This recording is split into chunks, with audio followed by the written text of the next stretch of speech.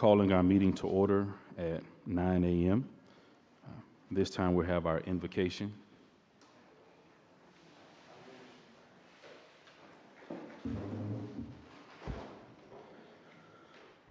Let us pray. In Isaiah 66:1, it says, "Heaven is my throne and the earth is my footstool. What is this house that you would build for me, and what is this place of my rest? All these things my hand has made, and so all these things came to be, declares the Lord. But this is the one to whom I will look, he who is humble and contrite in spirit and trembles at my word." Lord, let us be those people. Thank you for these leaders you have placed over Lynn Haven. I pray for them that you bless all of their endeavors and that they focus on you and your word as they lead this great city. And Lord, I pray a special prayer over our teachers and students today. As school begins, keep them safe, keep them focused. And Lord, I just pray that this thing called COVID be eradicated. And I say a special prayer over the nurses and doctors in our fine county. And I just pray that you give them steadfastness and endurance as they work long hours. And Lord, I just pray again as we focus as a city on what's next and that we're greater together, I pray for the leaders that they focus on you and your word and your will above all else. In Jesus' name, amen.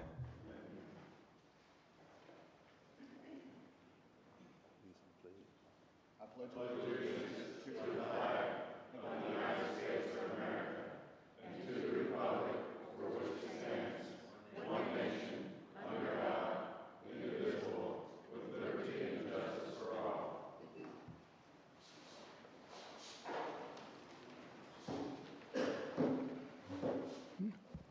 This time we'll move to our public commentary. Please remember to address your questions, concerns, comments to the chair. Also, there's 3 minutes. The buzzer will go off at that 3-minute time, and public commentary is for items that are not on the agenda. And so if the issue you would like to address is on the agenda, then just ask that you wait until we get to that time in our meeting. Public commentary. Mr. Walker.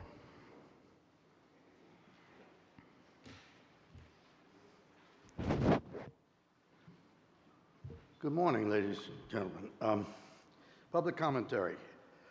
A while ago, I wrote a long dissertation of 1 page to you explaining the rules and regulations and rights of the citizens on public commentary and speaking. Number 1, Constitution of the United States, Article 1, freedom of speech. Number 2, Article 4, which states we have the right to petition our government. That is a right earned by the people that established that flag and fought for it. One of the things I noticed in this, what you just said, was that we can only address items that are not on the agenda. If you look at the agenda, it says read only first article. You did that, okay? You don't have public commentary, you can't speak on it. Commissioners don't speak on it. You have a workshop. People can't speak on it, commissioners can, staff can. The staff has no more rights than I do. They speak for more than 3 minutes. They have more rights than I do, or we do. What you're saying here, and one of the rights says that when the speaker, chairman, acknowledges the individual, that speaker and this group lose all rights except one. Those rights are transferred to the speaker. I have the right to speak on any subject I want to do at any time for 3 minutes. You're allowed to say that. You're allowed to maintain the decor of the meeting. No disruption. I don't deny that. But you're denying me or the people the right to discuss the subjects that you're going to be able to discuss. We're not. And you delay that discussion by saying first reading only, Workshops, no discussion, and then you go to the vote. I'm sorry, but I feel you're infringing on my rights with that little statement, number one, in that piece of paper that you publish here that's unsigned and unvoted for by this group. I take exception to the right that you're denying me to speak on a subject, to petition my government on a subject that's not on the agenda or on the agenda. Thank you, sir. That's your time. There's a good example of it. Thank you very much. Additional public commentary.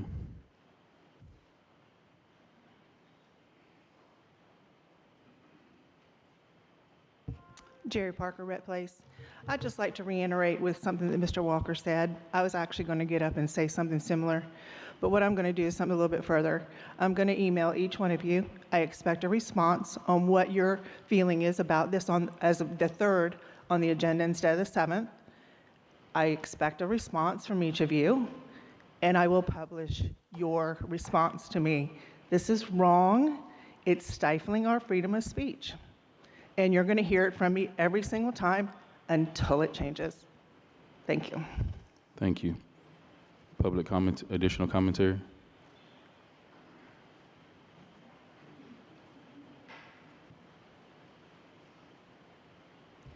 Jody Moore on Amherst Street. I'm not going to speak on that issue, but I did want to address, I know the stormwater issues are going to be talked about at the next meeting at 5:30. But before we get to that point, I just want to say, first of all, this is something that affects me directly, considering the huge puddle I had to drive through the other day to get to my neighborhood. I thought my car was up to the wheels. So this directly affects me and a lot of other people. Just a suggestion, no slam to the company that did the stormwater studies that you guys have conducted here. I believe it was Sandtech was the company. Perhaps someone not from this area, an independent person that's an expert on stormwater, could come in and look at all the issues and really get to the root of what's causing this. I mean, this has apparently been going on for 10 plus years now. Get an expert to really, really look at what's the root cause of all the water issues, and then you can really address it. And so again, I don't know much about the company and I don't know if they're local, but I just think maybe an outside expert would be, maybe the best call, just to give an independent report. Second of all, there's been a lot of questions, and I think this needs to be addressed. Maybe Ms. Gaynor can do it today. People are really confused, it seems, about FEMA money and what it's being used for. And people keep saying, why can't we use the FEMA money to address stormwater? And I've heard a couple of things where that hasn't been able, that can't be used for that purpose. So I guess my question is, has there been any FEMA money received? What did it go for? How much? If the answer is here today, I don't know if Mr. Aldridge can answer that, if the city manager can answer that question, if you have an answer today. And if you don't, perhaps it can be at the next meeting, or one of the other commissioners. I know Jamie's the numbers guy, so maybe he's got that right ahead. But anyway, just a couple of comments. I just think this is such a huge issue just for Lynn Haven and for the surrounding areas too. It really needs to be addressed because honestly, and everybody was saying that was a huge rain event, but that's not that uncommon. Every year or two, we're gonna get a big rainstorm, and it's going to happen. We'll have dry years, we'll have some wet years, but that's really not that unusual. I think everybody who lived here at the time remembers the 4th of July we had where we got swamped. So anyway, just some things to think about. I appreciate it. Thank you.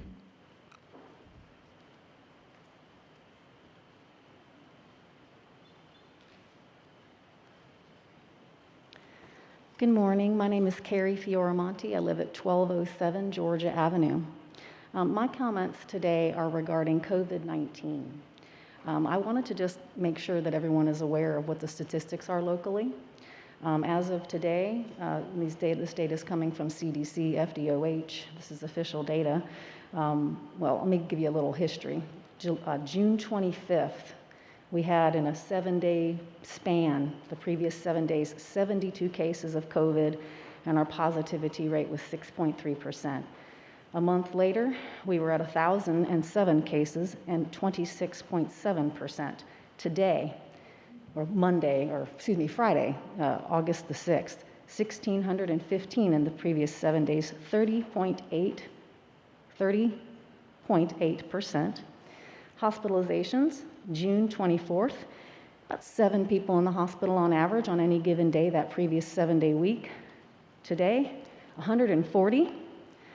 Right now, our hospitals have about 40% of their beds occupied with COVID patients, and about 60% of the ICU beds occupied with COVID patients. They are turning people away.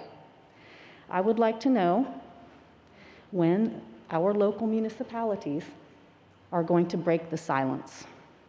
Silence is not an appropriate response for this. You tell us to boil our water. You tell us to get ready for hurricanes. Please, let the public know what is happening. The Lynn Haven residents depend on our hospitals for health care. They cannot get that health care if they are full of COVID patients. Now, I know that a mask mandate's not going to happen. I realize that. I realize that your hands are tied by, in my opinion, an overreaching executive order. You should be able to make the rules for our community. However, I do think that you have the obligation to this community to inform us. We do not have enough testing, again. We do not have enough vaccinations, again. There's no state of emergency declared by the governor, so there's no funding. However, if you contact Nikki Freed, Commissioner of Agriculture, she's got your back and she's ready to give you your resources. She is breaking the silence. Please address your community. Thank you. Thank you. Additional public commentary.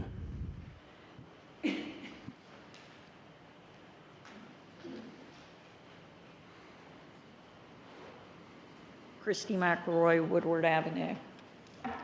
Last month, I made a statement concerning the Lynn Havens election and the deplorable conduct during the election by Chief Ramey. His behavior was over the top.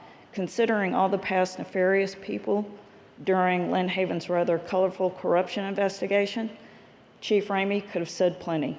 It's still perplexing to me that he's still the chief of police. And honestly, I can't believe Ms. Gaynor is still the city manager.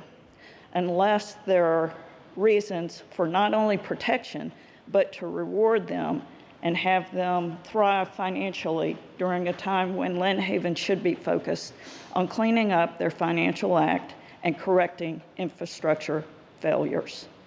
Last week, the City of Lynn Haven's landlord corporation was raided by the FBI. My understanding is Lynn Haven Lynn Haven has and is paying one of Derwin White's many LLCs nearly $23,000 a month for the temp buildings the city of Lynn Haven has been in since after the Hurricane Michael. Will FEMA ever pay the rental agreement, or will the taxpayers be holding the debt? Mr. Derwin White, of course, was the president of GAC, and Adam Albritton was and still is a register agent for many of Mr. White's companies. Chief Ramey never spoke about Albritton and his current issues, not one word about Arthur Cullen, his video of DUI and running from law enforcement, not one word about Dan Russell, Michael White, and the issues with the FBI investigation, not one word about Mayor Nelson's false representation of his diploma.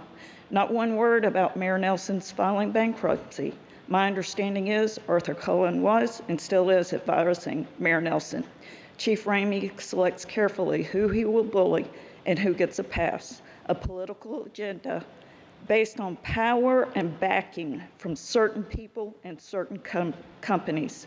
Millions of federal dollars fleeced from all of us and not a word. So take another sip of Kool-Aid and pay no attention to what is going on in the Panhandle, because those nursing from the breast of the taxpayers, from the corrupt to the corruptible, the ends justifies their means. But remember, immoral power will always corrupt the ends, and impact our future lives as tax-paying citizens. And amen to what everybody else had to say. Thank you. Additional commentary? This time we move to the mayor's report.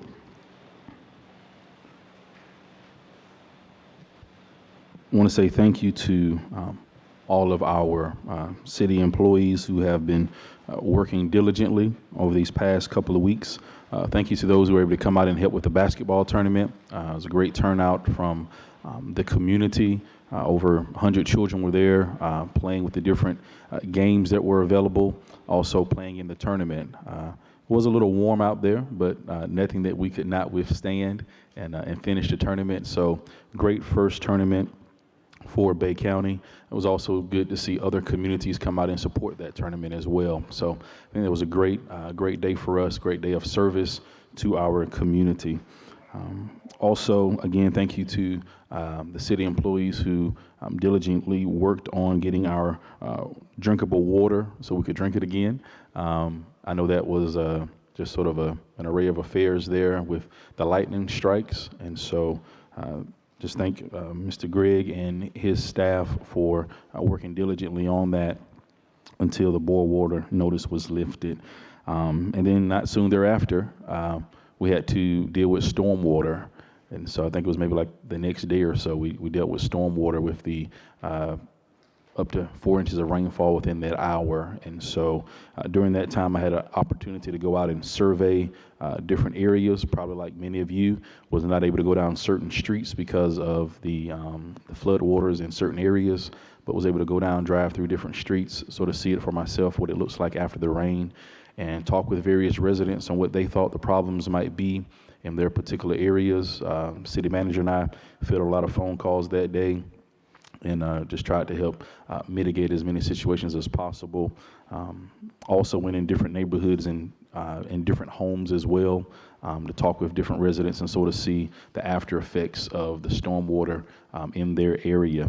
And so I'll be meeting with Assistant Director Lightfoot and City Manager Gaynor on tomorrow to sort of give an update on our stormwater plan. I know we have a plan, but to get an update on that plan and as well as our funding to sort of see our way forward and on a way that we can continue to communicate what the stormwater plan is to the community. I know many people are asking what the plan is.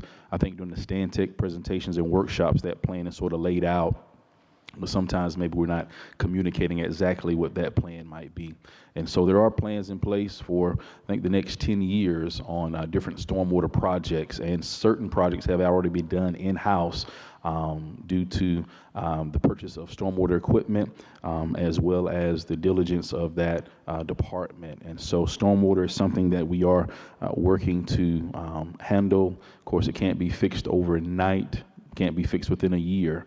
And so I think that's important for us to communicate that as commissioners, what the plan is and how we foresee ourselves sort of trying to alleviate the issue with stormwater.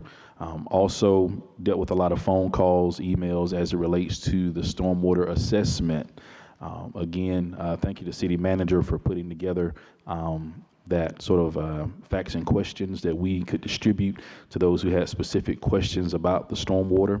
I think it would be good if we would encourage people to read that, as well as just remind them that although this is an assessment, this is not the initial time they're being charged from stormwater, that there was always a stormwater fee in the utility bill. So it's not a new tax that we're developing. We're sort of refining it so that we can help fund the stormwater, but it's not something that we're just throwing on our citizens. That stormwater is something that we've always been charged for. We've just been underfunded in that department. So I think that's important for us to communicate with that. And maybe even yesterday I did some calculations on what you would save as it relates to the 0.2% of the millage rate and the difference with the stormwater. So when I calculated what you save between, let's say on a house that's assessed at $225,000, if you take that 0.2%, that we brought down from the 4.3 to the 4.1 on the millage rate. If you take that number, the difference between a house that's assessed at $225,000, and then if that house is less than 2,900 square feet, and you add that stormwater assessment, you actually have a surplus of $17.03. So although some people think we're adding more by lowering the millage rate from 4.3 to 4.1, and then with that stormwater assessment, you could actually save a little money at the same time. Doesn't seem like a savings, and it all depends on your particular circumstance and the assessment in which you're given as far as the impervious area of your home. But just would encourage everyone to look at that. We do have a stormwater master plan that's posted on our website, and so please look at that. I've shared that link on my Facebook for you to view, and it also has pictures of projects that have been completed as well by our department. So please look at that to know that we are working on storm water. One of the challenges, I think, I'm not the pro on this, I think one of the challenges that we face with stormwater is that it's hard to assess the effectiveness of the stormwater project that we've completed until it actually rains again. And so we can complete the project, but then until it rains again, we can't actually assess how effective that project was actually done. And so it's an ongoing thing with stormwater, and so just ask that continue to be patient with us, but do know that we're working on it. And I believe as a commission, we're not ignoring you. We're listening to you, we hear you, and we're trying to do what we think is best in order to address those issues. Also had a chance to go and speak to the teachers at Mosley High School. The principal invited me for their first day back to school, and so it was a great opportunity to go and address them and just encourage them and thank them for the services that they provide to our students and to our community as they're shaping and formulating the mindset of our future leaders here in Lynn Haven. And so yeah, it's been a busy couple of weeks since the last time we've met, but I think it's been productive couple of weeks as well. So that's my report. Commissioner Aldridge. Thank you, Mayor. I echo all of the sentiments and things that you just stated as well. It has been a busy couple of weeks with the storm water, some of the flooding issues, the calls, the assessment that's coming out. We've all received emails and calls on that as well, I know. But I also agree that we're doing our best as a board, and that includes everybody sitting up here, to try to do what's right by the people in these areas. So, and I hope that you'll see that when it all washes out in the end, that this was a good idea. In my personal opinion, and I've said this many times to Miss Vicky, never ran to be a politician to do nothing, to just be a politician. Not that fun of a job. If I'm not going to get stuff done or I'm not going to accomplish something, then I'll go home. So we're getting something done for the future and for the city residents here. And I think it's a very important venture that we're doing. And I want to thank the city staff again. I know that they work overtime when there's rain events, when there's storm events. Every one of them puts on their boots and does what they have to do. And so I want to thank all of them. I want to thank our police and fire departments. They're out there keeping us safe. And I want to thank Mr. Bollinger sitting back here, actually. He didn't know this was coming, but, you know, school started back today, and he's watching over our kids at Bay Haven, and I just appreciate your service and everything you do for our children and education, sir. Other than that, I hope everyone has a great week, and look forward to the meeting. All right, Commissioner Perno. Thank you, Mayor. It's the first day of school, and I'd like to wish everybody a happy and safe school year all around. And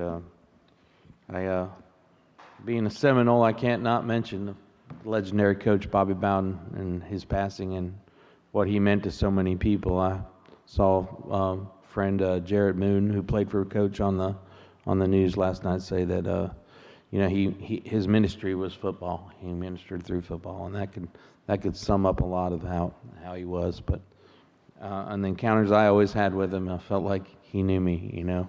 But he just was that charming and wonderful of a person. So his passing is felt, trust me. So I would like to thank everyone who contacted me. I hope I was informative about the assessment and helping people through some of their issues. As a matter of fact, one particular person was talking about their square footage and how they were charged, and we got with city manager, it was corrected and taken back down to the lower level. Because and if anybody has those kind of issues through the assessment, thinking that they're being assessed more, please contact one of us or the city manager, so we can go ahead and make sure that the county appraiser has everything right for your property. With that being said, I'd like to thank all of our city employees and everyone for what they're doing, and I'd like to thank all of our citizens who are here. Your voice is always heard. I just appreciate serving our city, and thank you. Commissioner Ward. Yes, don't have a whole lot to report. I was not able to make the 3-on-3 basketball thing, but I heard it was very successful, so thank you for that. I did go out to a couple of kickball games, and the playoffs are happening, and it's going to get even more fun and energetic. It's really competitive. They got another game tonight, I believe, at 6:30, so highly recommend go out and watch. It's pretty entertaining, and it's fun to watch. As far as the stormwater, this is the way I look at the stormwater. I remember we had a stratification workshop. We got to talk with all the department heads, and the big thing we talked about was infrastructure and how there's a lot of infrastructure out there that's archaic, and the reason it's archaic is because it hasn't been updated.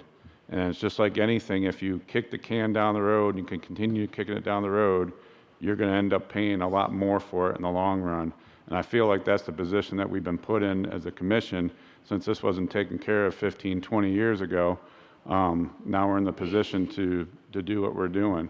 No one wants to tell anybody that they're going to have to spend a little bit more on stormwater. Last thing I want to do, especially this time of need with the hurricane and COVID and insurance premiums going up and things like that. But if we kick the can down the road again, it's going to be another 15, 20 years, and then it's just going to get even worse. So one thing I did in my research, and I'll post some of this on my Facebook page if you follow me on Facebook, but the average house is assessed about $125,000 in Lynn Haven, and I found that out from the Bay Appraisal Office. So you're talking from what you're going to be paying, deduct about $25 on average, and that's where you'll be at, somewhere around there. Of course, it all depends on the taxable value of your house, but that's just an average. So don't take that that's for everyone.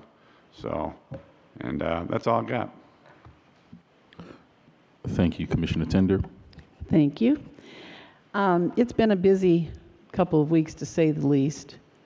I've received many calls and emails regarding the flooding situation. I was out that day looking at people, and they were greeting me in their front yards up to their knees in water. It's a bad situation, and obviously it's something that we need to get fixed. I've also been dealing with a lot of assessment questions, emails and calls and things of that nature. I finally posted it on my Facebook, the flyer that came out with that seems to ease a little bit some of those questions. And I also texted it to all my people that I have saved in my phone that live in Lynn Haven. I spent yesterday meeting with some residents, and I spent yesterday on the phone, and I also spent yesterday with a road problem at the dead end of Iowa. I met Mr. Baker and Chris Forehand. Chris Forehand. Chris Lightfoot down there, and I think we might have a solution, something that we can fix. This has been going on for over a year, and we had a phone conversation about it last week, and we met there yesterday. So I'm hoping that we can do something to get this problem fixed. It's a draining problem, and all the water comes in, and it's going right in this man's driveway. So anyway, just dealing with a lot of people, answering a lot of questions, and visiting. Thank you. Thank you. City Manager. Thank you. First of all, I want to thank the Commission for absolutely fielding a lot of questions and sending some of those that maybe they could not answer to me, and being able to work out some of the the issues with the stormwater assessment and put together some information that would be helpful to the residents. First and foremost, thinking and talking about the stormwater assessment, the flyer is out, and just a couple of things that I wanted to address. First of all, the $5.6 million, that is restricted money. That money was set aside. We actually went after a grant about a year ago, and it was for the revitalization, which many of you talked about, of Florida Avenue, adding lights and fixing sidewalks and just really making it the pillar of the city of Lynn Haven. So that's a $4.5 million of that. And then the $1.1 million will go toward the sidewalks on Minnesota and Mosley Drive, which again is, where many of our kids walk to school, a lot of neighborhoods. So that grant, that's a grant that's restricted to that grant of $5.6 million. So the next thing is just the stormwater assessment itself. If you have any questions, you can surely call me, and we will make sure that we answer any questions that you may have. Clarification also is that there is a stormwater master plan. The commission actually put together, asked that engineers go out and do a master stormwater study before we did this study with Stantec. Stantec does the number side. The study itself was done by Panhandle Engineering for almost 2 years. In 2017, the commission passed this master plan and said that is what we would work from to get stormwater cleaned up. So in these past couple of years, we have done some of those projects in-house that we felt like we could do through buying equipment and putting necessary people in place. So we've done that. And then there are some projects that are large projects that will require us to go out and fix an entire neighborhood. Pine Forest, Bel Air, 24th Street, Indiana, Dundee Lane, 11th Street, Mosley Drive. All of those are projects that are in the stormwater plan. And that's where Stantec came in and said, from our study, here's how much it's going to cost us to fix all of those projects. I think total there were somewhere around 23 projects, and we've narrowed it down to this stormwater assessment and kind of carried it out a couple of years to about 16 projects. And there's still some projects we can do in-house. And so we are excited to be able to help residents that are, as Commissioner Tender said, standing in water in front of their house and they can't get out. So that is how that happens. So we've had 2 studies. We've had an engineering study and we've had a study by Stantec. And Stantec is surely out of town, and both have been very independent.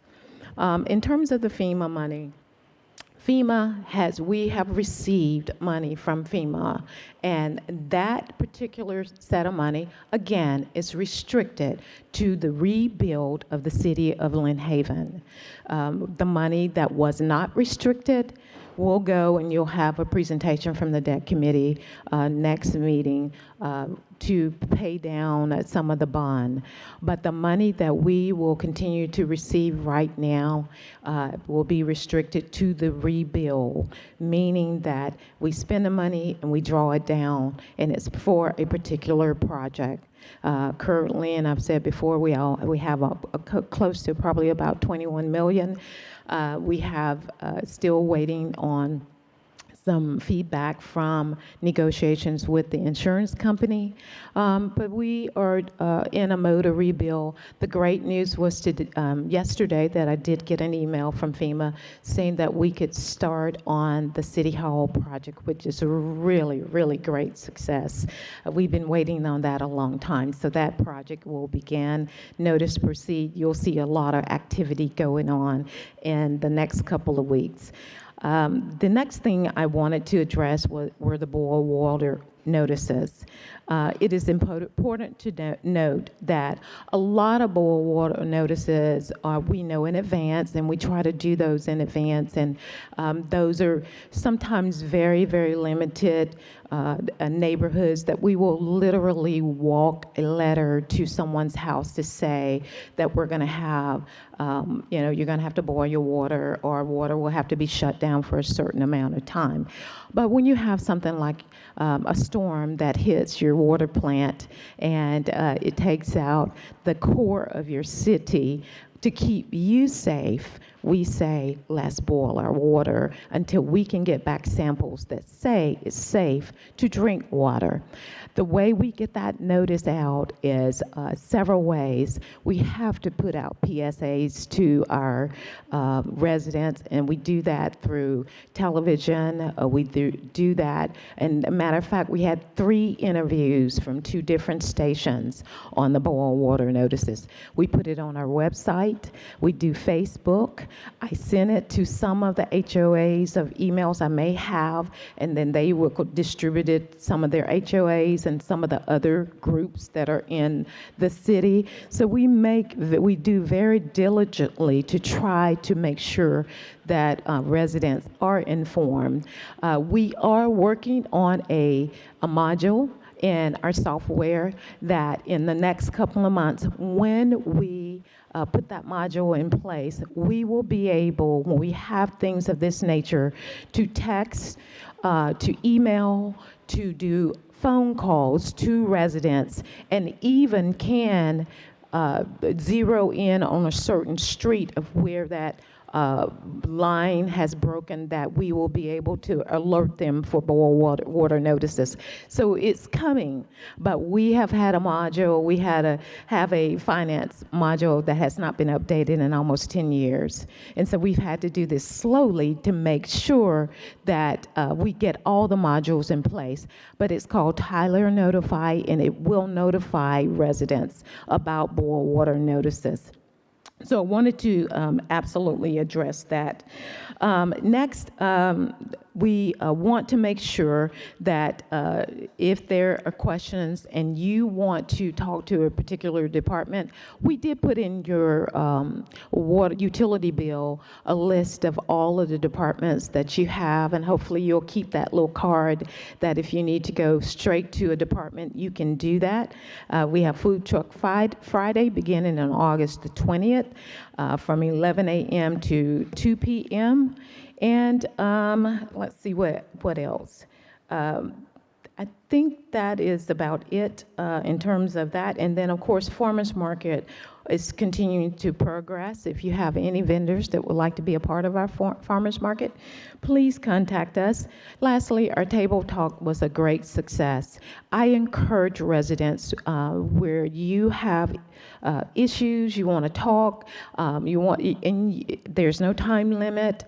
We have residents that come out and they talk and say their piece about anything. So I encourage you to come out to our table talk and share some of those concerns.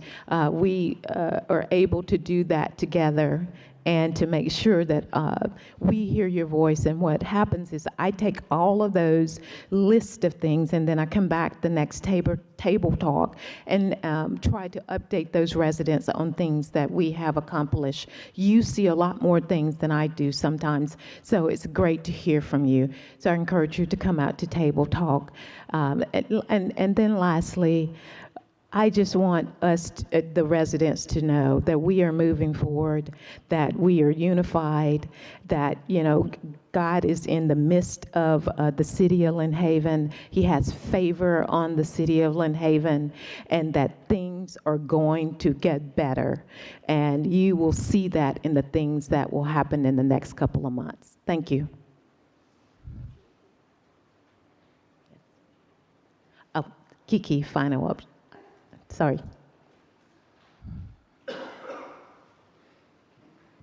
Good morning. Any questions? Thank you. City Attorney.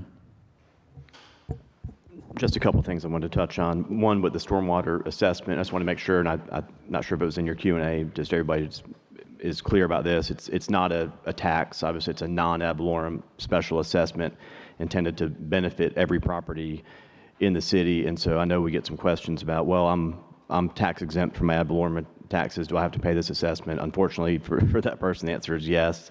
It's just a more fair way to spread the receipt of that income throughout the city, which also at the same time allows you to lower your ad valorem because you're affecting more people. But just I wanted to be clear with that. I know we've received some questions over the last couple of weeks now that those notices are going out and in the paper that it's not a tax, even though it's collected on the tax bill.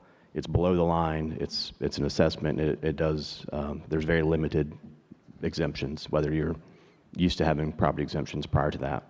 And the other thing, just to touch briefly back on public commentary, prior to 2013, the law in the state, I mean, it's well-established law. Really, you had meetings were open meetings. You had a right to be present as a member of the public, but you really didn't have a right under Florida law to be heard. Now, historically, everybody allowed public comment, so it wasn't an issue. But in 2013, the law changed where the legislature actually specifically set forth a statute, spelling out how public commentary could work moving forward after 2013. And all you're legally required to do is provide public commentary for decision-making items, action items. So there's no requirement just to have general public comment for the go to the order for non-agenda items, and that's not legally required. Again, we've always done it. We've historically done it, and we're going to continue to do it.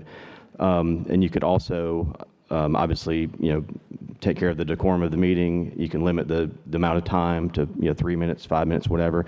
And you can also designate a specific period of time to receive that public comment, whether it's at the beginning of a meeting, end of a meeting. In fact, the statute even says it doesn't even have to be at the same meeting you take the action, as long as it's reasonably close in time. So you can have 2 days ago, you can have a public commentary time and then vote on it today. So, I mean, that's all in the statute. So I just wanted to kind of be clear about that. I mean, the law it's well established in Florida, and what the city here is doing and has always done is actually provide more opportunity, not less, by allowing general public comment in addition to comment on action items. That's all I have. All right, thank you. This time we have our consent agenda. Item number 8, minutes for 7/27/21, regular meeting minutes, and 2 RV extension requests for 1602 Rhode Island Avenue and 352 Floyd Drive. There's a motion needed to approve the consent agenda. Second. It's been motion second. City Manager, if you would call for the vote. Commissioner Purnell, Yes. Commissioner Aldridge, Yes. Commissioner Warwick, Yes. Commissioner Tender, Yes. Mayor Nassau. Yes. All right, motion passed. Looking at our old business, agenda item number 10, further discussion of Ordinance 1115, City of Lynn Haven Special Events Ordinance providing for the regulation of special events in the City of Lynn Haven. Right, since this was tabled at the last meeting, we needed to put it back on the agenda for today. And as we discussed at the workshop on Friday, what we're going to do is completely limit this to public parks, public streets, and right-of-ways, and bring it back for another. We'll have to start the process over, basically. But the substance of the ordinance will be similar. It'll just be completely limited to only the public spaces and public parks, and we'll start over with the first reading in 2 weeks and get it re-advertised for adoption if you so choose. Thank you. All right. Agenda item number 11, it's really 12 and 13, the quasi-judicial public hearing. All right. So agenda item. Did you want to say something? Yeah. Okay. You have questions on number 10? I do. I noticed that on number 10, on 1115, on the first one, it says that this excludes private residential property. Is that going to change to say private property, or is it being left out? I think that whole section, I think we discussed on Friday, is we're going to change the definition of a special event. So it only applies to public parks, streets, right-of-ways. So really all that entire definition will change. Okay. So, And when do we get to vote on that change? well, we'll bring it back for first reading, and we can, you can look at it, and then we'll have, if we get through first reading, so we'll have another hearing on it next month. Okay, thank you. Yes. Agenda item number 11, discussion and possible approval of development order application, Lynn Haven's Sports Park Phase 4, football, soccer, and lacrosse fields. Right, and so this is a quasi-judicial public hearing. So at this time, if any of the presenters are going to testify about this, if you'll just raise your right hand. So, okay. Oh. Yeah, if you swear or affirm the testimony you're going to give is the truth, the whole truth, and nothing but the truth. I do. Okay. And then if there's any Jennings disclosures, any ex parte communications from any of the commission regarding this item, if you could disclose those at this time. I've had none. None. None. Have had none. Good morning. Good morning. This is a development order application by the City of Lynn Haven for Phase 4 of the Sports Field Redevelopment Project. Applicant, City of Lynn Haven. The address is 2201 Recreation Drive, parcel number 11515-010-000. The approximate property size for the whole development is 60 acres. The project engineer was Chris Forehand, PE, from Panhandle Engineering. The reviewing engineer was Chris Short with Dewberry. And the project is the construction of new football, soccer, and lacrosse fields with accompanying parking, stormwater, and landscaping. This is the sports complex site. And this shows you the new fields and also the stormwater pond there on the bottom left-hand side. And you can see all that additional parking also to the south and to the west. And if I can just say that this item was heard by the Planning Commission on August the 3rd, who recommended unanimous approval. Any additional questions for the planning director? Amanda, I do just a general question, and maybe this has been answered and I just don't remember, but is there a reason that we're doing the football, soccer, and lacrosse before the baseball? I have no idea. I just review what comes into the office. The city manager might be able to answer that. And again, it's not a big deal. I was just curious. Or maybe that's how you all voted on it at one point. I don't know. I'm sorry. Okay. Amanda, haven't you already done the development order for the baseball fields? We've had 3 phases already. This is the 4th phase. Yeah. To be honest, I don't recall what was in each phase. No, You did. you're right. First phase. That's where I'm missing it. This is phase 4. I'm sorry. Yeah. All right, any additional questions for the planning director? All right, is there a motion to approve? So moved. Second. All right, it's been motioned and seconded. Is there any further discussion from the commission? I just have one question. Do we, and this is my question every time it seems, but do we have the funds to move forward with this project? Yes, we do. We have those funds, and right now, as an update again, it's just moving through the environmental historical process. Once that comes out, we can move forward. That's the reason we have not started. That money is there. It's been obligated. So once the money gets here, we're going to start? Well, what we will do, this is a 428 project, so you can request half of that 428 money up front. You start on a project, then you can request more of that money up front. But remember, we have money already in the bank for these projects here. And we will try to use all the money that's there from FEMA first before we go to the money for the bank. And also remember, these are phases. The first phase is the most important phase, which are the ball fields. Okay. Thank you. Any discussion from the public? All right. City Manager, if you'll call for the vote. Commissioner Aldridge, Yes. Commissioner Perno, Yes. Commissioner Warwick, Yes. Commissioner Tender, Yes. Mayor Nelson. Yes. Motion passed. Agenda item number 12, discussion and possible approval of development order application, Sun 77 Development, parcel number 11797-010-015. Remind you, you're still under oath, and if there's been any ex parte communications, disclose them now. None. Okay, I'll swear him in. None. None. I've had none. None. And if there's anybody additional who wants to testify, if you'll raise your right hand. If you swear or affirm the testimony you're going to give is the truth, the whole truth, and nothing but the truth. Good deal. Thank you. This is a development order application from Sun 77 Development, who is the applicant. The agent is James H. Lanina, PE, from Panhandle Engineering, who was just sworn in.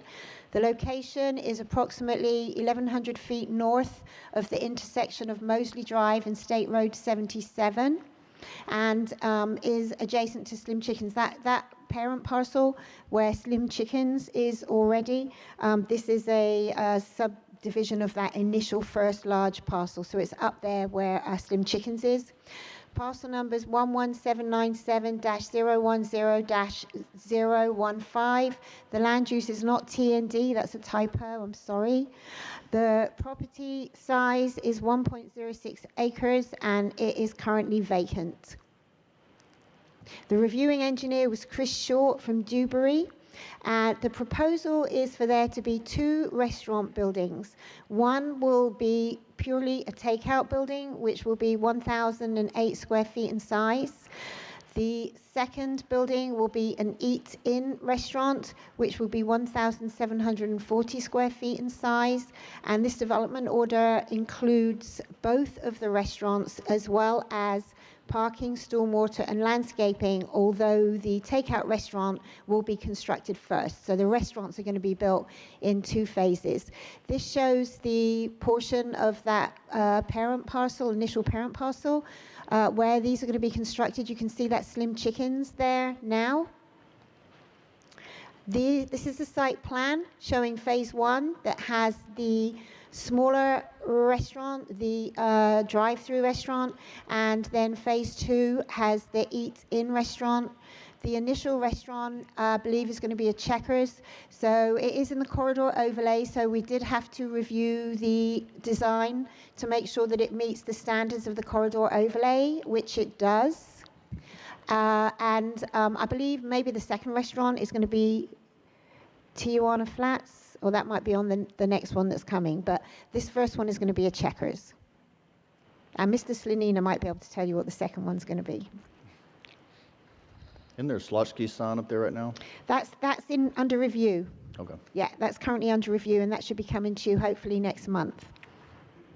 And that's going to go in between the 2. Well, Mr. Slanina, what's up next? Well, what's the other one?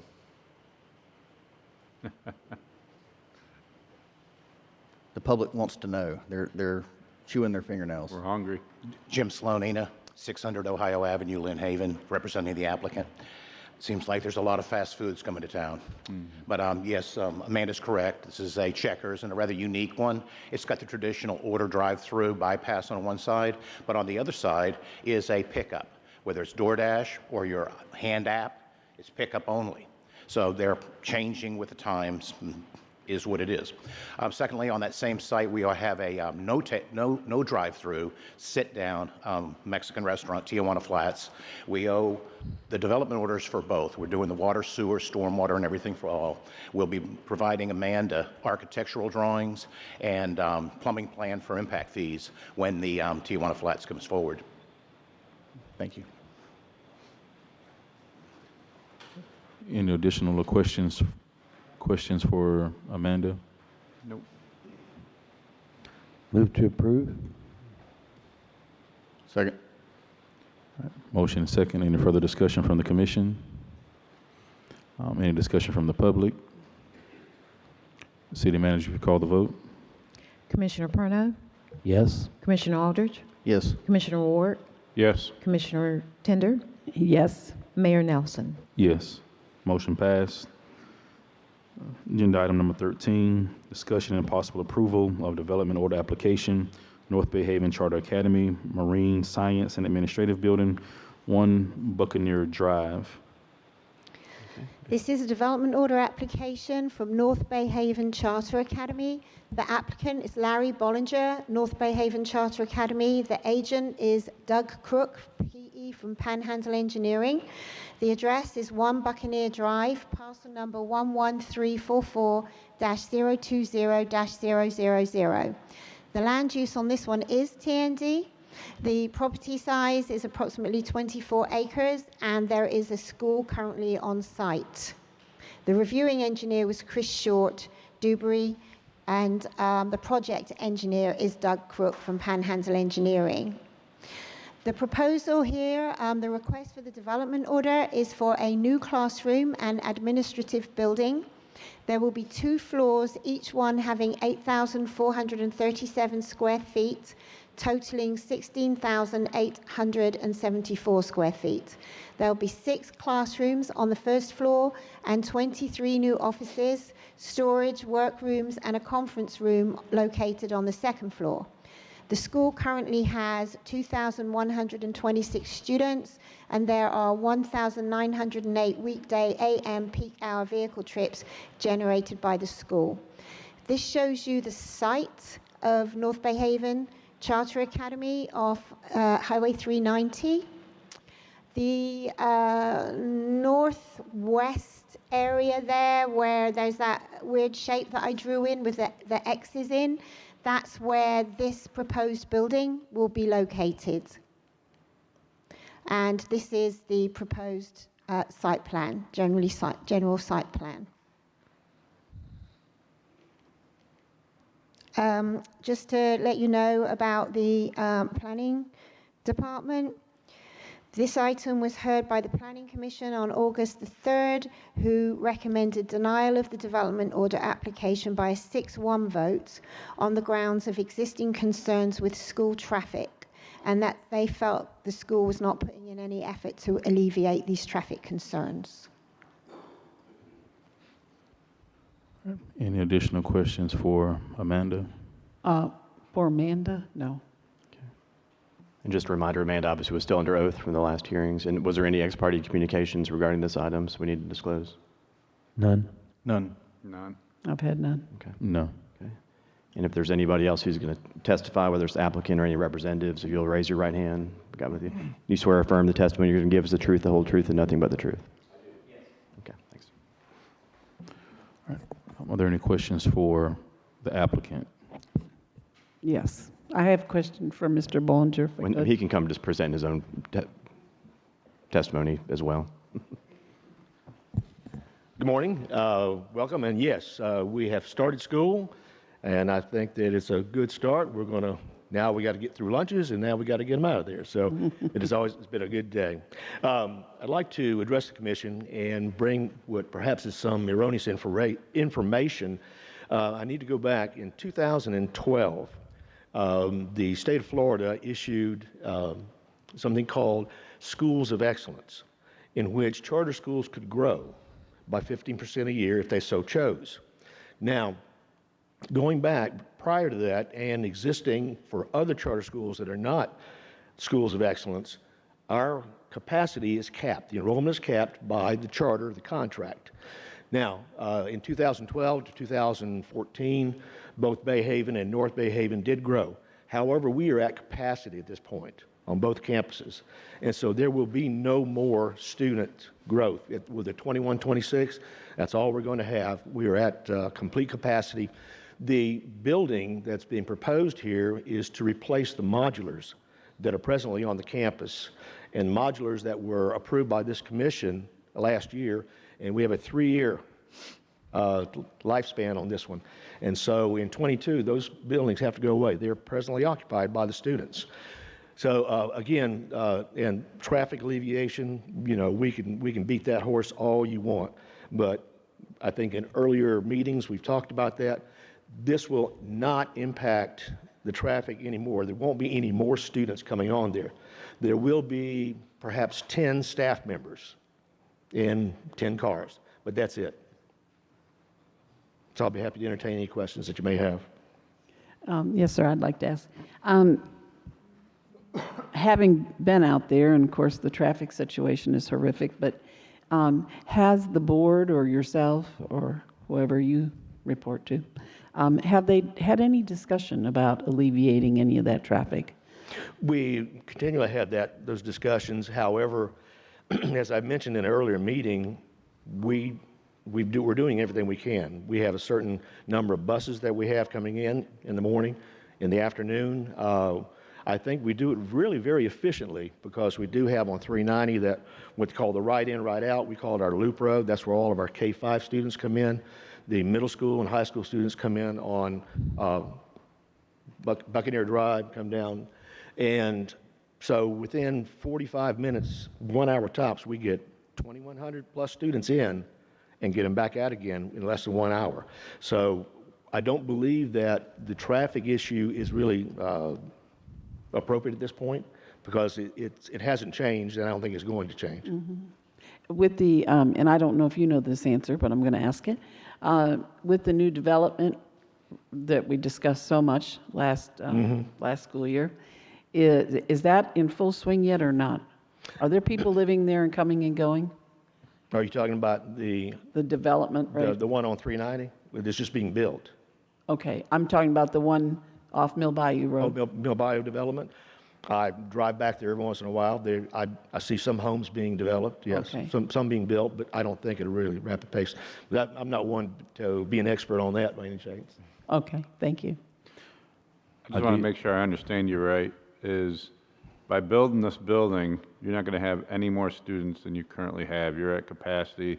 The most you're going to have increase of is 10 staff employees. That is correct. Okay. And again, the classroom buildings are to replace the modulars that have to be gone in 2 years. Okay. All right, any other additional questions for Mr. Bollinger? Move to approve.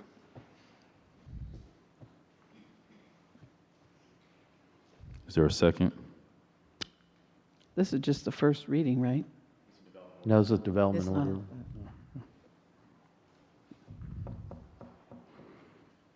There's already modular buildings there. I mean, we're just putting a structure up instead of a temporary structure, or it's a permanent structure. I think they'll be creating a lot more traffic, building a new building, 2-story. That's going to create in itself. But how's it going to generate more traffic when they're at capacity? It's the same people. No, I'm talking about cement trucks and all the construction that will be going on. Those trucks are coming in and out nonstop while they're building. Well, yeah. It seems to me doing it in the summertime would make more sense. So there's a motion on the floor. Is there a second for it? All right. Motion dies. All right. Agenda item number 14. Oh, I'm sorry. May I address, or is it approved? No, it's not approved. No, sir. Agenda item number 14, first reading of ordinance number 1117, proposed amendments to section 40201B of the Unified Land Development Code 1911 Historic Plat Overlay by title only, no action necessary. My clicker thing has stopped working to move the slide, so is it all right if I just present it to you? So this is the first reading by title only of Ordinance 1117, which consists of amendments to Section 4.02.01 of the city's Unified Land Development Code pertaining to the required lot dimensions for properties located in the 1911 Historic Plat Overlay District, having a low-density residential future land use map designation. All right, City Manager, if you read the title. Ordinance. Sure. Ordinance number 1117, an ordinance of the City of Lynn Haven, Florida, amending Section 4.02.01 of the Lynn Haven Unified Land Development Code related to minimum lot area in the 1911 Historic Plat overlay district, repealing all ordinances in conflict and providing for an immediately effective date. All right, there's no action on this item today, but if you do have questions, concerns, comments, please email mayor, commissioners, city manager about that before our next session.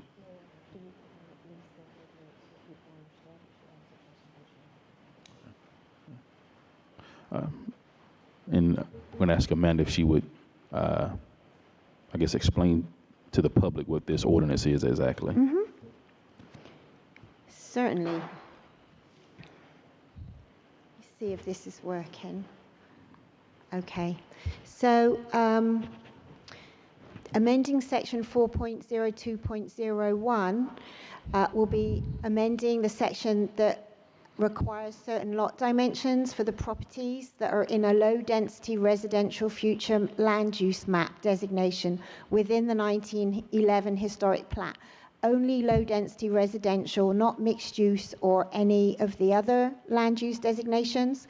Prior to December 2012, a buildable lot had to be at least 15,000 square feet in size unless only one individual 50-foot lot had been purchased and recorded prior to the 1975 tax rolls. So if somebody had bought one, the historic plat was divided into 50-foot lots. That's old Lynn Haven. The original Lynn Haven was 50-foot lots. Some people only bought one 50-foot lot. The majority of people bought more than one 50-foot lot and had them recorded kind of as a batch, you know, maybe 2, 3, 4, 5. So prior to 2012, if somebody had only bought one 50-foot lot, they were allowed to build a house on it. But if they had bought more than one, to be able to build one house, they had to have at least 15,000 square feet. Then in December of 2012, the Commission changed that via ordinance and amended the language to allow lots that were half that size, that were 7,500 square feet in size, as long as they were at least 75 foot wide. So that meant that if someone had a 15,000 square foot lot that was 150 by 100, they could then split that into two 75 by 100 lots, thereby creating two 7,500 square feet lots. This ordinance would revert the requirements of the ULDC back to the language prior to the December 2012 amendment. Again requiring 15,000 square foot lots. This is a picture here of the historic plat. It goes down to 17th Street on the east side, and then it goes a little bit further south on the west. And this is like a rough outline of that area. So it's not the entirety of Lynn Haven. This is not going to apply to the entirety, just the 1911 plat area. Thank you. All right. Thank you, Amanda. Again, there's no action on this today, so we won't have a vote on this. But if you have questions or concerns about this particular ordinance, please contact city manager, mayor, commissioners about this. Agenda item number 15, discussion and possible approval of Highway 390 Phase 2 Water and Sewer Utility Relocation Bid to Eleanor Contracting for the amount of $988,939.90. Good morning. This project went out for bid. All of the bids came in under the early projections. We're very happy with this contractor.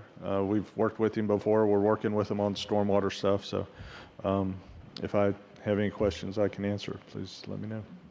Any questions for? Yes, sir. Is this going to increase traffic on 390? It's going to disrupt traffic during the construction phase. This is a widening and resurfacing project. The first phase is the first impacts are going to be on the stormwater side, starting at Britton Road, working back towards East Avenue. Okay. That has got a pretty big right-of-way there, so it won't be too bad to start off with. The next part of that is actually at the Cato Road intersection. So they're kind of working on that side of it first. But yes, I would say there's going to be a lot of disruption of traffic. Would say it wouldn't add a whole bunch. I mean, other than construction materials and So can this utility vehicles. I guess kind of thing. could this wait till summer? Well, I don't believe so. It's a FDOT project. They're the ones pulling the strings on this. We're actually had our first construction meeting 2 weeks ago. So they're moving forward, whether we say yay or nay. Okay, thank you. And, I'm sorry, I wanted to ask, and I think I asked this Friday, but is this money that's going into your budget next year? Both. We're going to budget next year, but we're also looking creatively how we can use some of our current budget to help fund this. So we're being very aggressive, forward-thinking on how to best fund this project. Thank you. Any additional questions for the Utilities Director on number 15?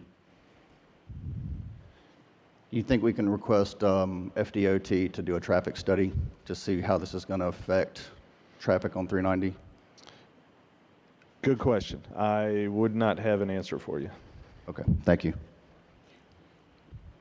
This is probably the appropriate time to ask this, but did we ever get the traffic engineer? Did we get bids back for that? No, we're still writing that because it is going to be pretty technical. Chris Lightfoot and I are working on that one. Thank you. Yeah. All right, additional questions for the Utilities Director? Okay. Is there a motion to approve? Motion to approve. Second. There's been a motion second to approve agenda item number 15. Any further discussion from the commission? Discussion from the public? No discussion from the public. City Manager, if you'll call the vote. Commissioner Tender? Yes. Commissioner Ward? Yes. Commissioner Aldridge? Yes. Commissioner Perno? Yes. Mayor Nelson? Yes.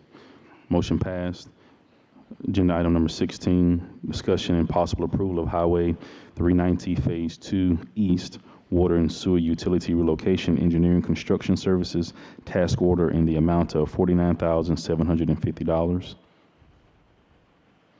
This is the construction part of this. When our engineering firm went out to bid, we pulled this from their bid documents. So now that we actually have the construction moving forward, this is for construction oversight, fixing any conflicts with our services and the DOT project.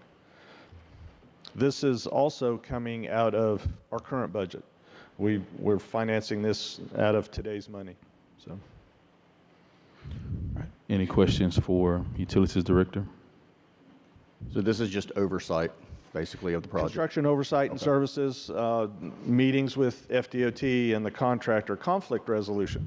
You know, hey, I got to put this huge stormwater box right here. Well, that's where my sewer force main sits. And we don't want it under the stormwater box. We want it where we can access it and work on it when it gets broken. Those kind of activities. Yeah. What about private residents? What about private residents?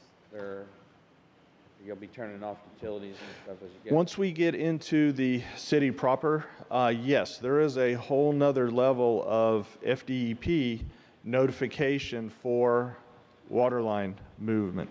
We have to actually submit a plan to DEP now that says, okay, on this date, 48-hour notice minimum, we're going to be changing this water line. And we have to have a sample plan in place, and we have to have a lot more information now has to go to the department that previous years we didn't have to do. With the goal of minimizing the impacts to our citizens, our residents, the daycares, you know, those kind of places. Any additional questions for Utilities Director?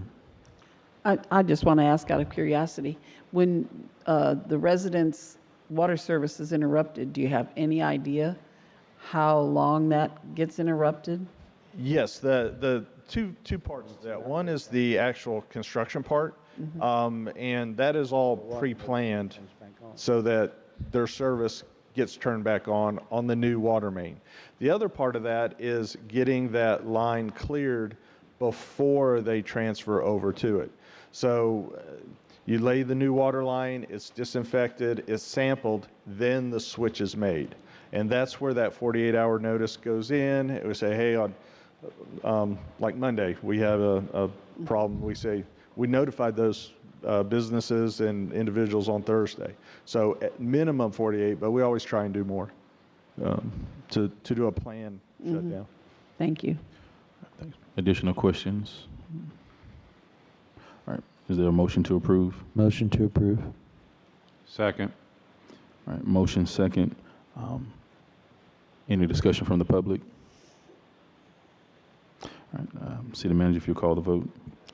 Commissioner Parno, Yes. Commissioner Ward, Yes. Commissioner Tender, Yes. Commissioner Aldridge, Yes. Mayor Nelson. Yes. Motion passed. Agenda item number 17, discussion and possible approval to alternate Mayor Pro Tem appointment in May every year. Commissioner Aldridge. Thank you, Mayor. Yes, this has been discussed and tossed around quite a bit. It's been going on since I've been on the board for a couple years, almost 3 years now. Can't believe it, can you, Mr. Walker? 3 years. Time flies. But there's never actually been anything other than tradition in the city of Lynn Haven, kind of on the Mayor Pro Tem appointment, and I think there should be for going forward. The Mayor Pro Tem, in my opinion, should not be a political volleyball that goes back and forth. So I'd like to set some structure forward if the board obliges. And what we've kind of landed on after our workshop on Friday is the every May of every year, the Mayor Pro Tem would go to the next seat in line. So I'm in seat 1 currently. Come May, seat 2 would automatically pick up the Mayor Pro Tem, and then the next year be seat 3. And then it just takes all the politics out of all of it, and it's fair for everyone. So that's what I propose, and I'd like to hear from the board, or we'll take a vote. Any questions for Commissioner Aldridge? Only thing I was going to say is what I like about that lineup is, so since you're starting with 1, 2, 3, and 4, that person will already be in office. Well, unless you have a special election, that person will be in office for at least 2 years. So you'll want to take a new person and make them Mayor Pro Tem, and I think that gives them some experience. So if we ever have some up and coming people who want to become mayors, it gives them some experience. So I do like that plan. Any additional motion? I'll motion it. Yeah, I mean, all we need is a motion to direct staff to bring, we'll bring back a resolution. So if you just have a motion to direct staff to bring back a resolution, we'll do that. Motion to bring staff. Have staff bring a resolution. Have staff bring a resolution. Second. All right, motion. I'll second that. All right, motion second. Any discussion from the public? Mr. Walker. This goes down to Rich Walker, 1106 Michigan Avenue. This goes down to the discussion I had at the beginning. In the meeting, we discussed this. This public was not allowed to discuss it, okay? Why are we messing around with something that was going on for years, and when you did get messing around with it, you screwed it up? Your continuity of government was jeopardized in the former a year ago when we got into this problem. You had no idea of what to do to continue your government. I spent 35 years in the United States government on a project called Continuity of Government. We had it in writing, approved, put in the charter, in the minutes, in everything, exactly what would happen when something like happened 2 years ago. What you need to do is, your ideas are right. You're correct. Let's firm it up, put it in, make a resolution, and put it in the charter, permanent, that this is what you're going to do. Therefore, there will be no debate. There will be no loss of continuity like we had with no mayor. Whether you think you had a good mayor in there at the time or not, that's not the question. Document this, make a resolution, put it on the election to put it in the charter. You've got a charter committee meeting right now. Do it. Do it that way. Firm it up, make it legal, that you can't mess with it again. Thank you. All right. Thank you. Any additional comments from the public? Gloria Cutchins, Kentucky Avenue. Why isn't it done by seniority on the commission? All right, thank you. Any additional comments from the public? All right, City Manager, if you'll call the vote. Commissioner Parnell, Yes. Commissioner Ward, Yes. Commissioner Tender, Yes. Commissioner Aldridge, Yes. Mayor Nelson. Yes. Thank you all for coming out today. Just a reminder that we will have a movie night in Sharon Sheffield Park. 8 p.m. is free and open to the public. This Friday, be watching Tom and Jerry, so come out for family movie night. Meeting adjourned. Tom and Jerry.